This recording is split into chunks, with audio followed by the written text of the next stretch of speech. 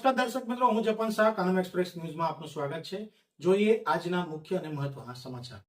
Friendship ડેના દિવસે જ વેપારીને આત્મહત્યા માટે મજબૂર કરનાર 3 મિત્ર ઝડપાયા। સરથાણા વિસ્તારમાં રહેતા વેપારી રાજેશભાઈ કુંજડિયાએ 30 જુલાઈએ આત્મહત્યા કરી હતી।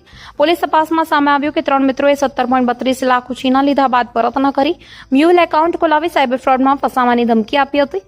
એટલું જ નહીં, પૈસા નથી તો મરી જાવ જેવા માનસિક હેરાનગતિ પણ કરી હોવાનું તપાસમાં બહાર આવ્યું। રાજેશભાઈએ મિત્રોના કેનેડા જવાના બહાને ફેબ્રુઆરી 2026માં મશીન વેચાણમાંથી મળેલા 14 લાખ રોકડા આપ્યા હતા। સતત માનસિક ત્રાસ અને દબાણથી કંટાળી તેમણે આત્મહત્યાનું પગલું ભર્યું હોવાનું તપાસમાં સામે આવ્યું।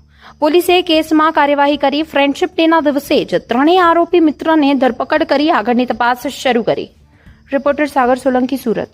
સરથાણા પોસ્ટે ગત તારીખ 31/7/2026 રોજ બીએનએસની કલમ 108, 351(2) 54 મુજબ એક દુષ્પ્રેરણનો ગુનો નોંધવામાં આવ્યો હતો।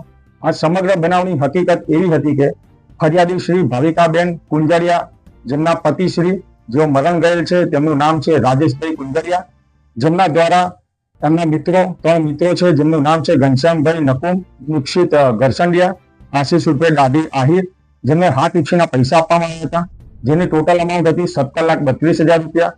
જ્યારે મરણ જનારને પૈસાની જરૂર હતી ત્યારે પૈસા પાછા માંગતા આ 3 આરોપીઓ દ્વારા પૈસાની પાછા આપવાની સ્પષ્ટ ના પાડી દેવામાં આવી હતી અને જાનથી મારી નાખવાની ધમકી આપવામાં આવી હતી।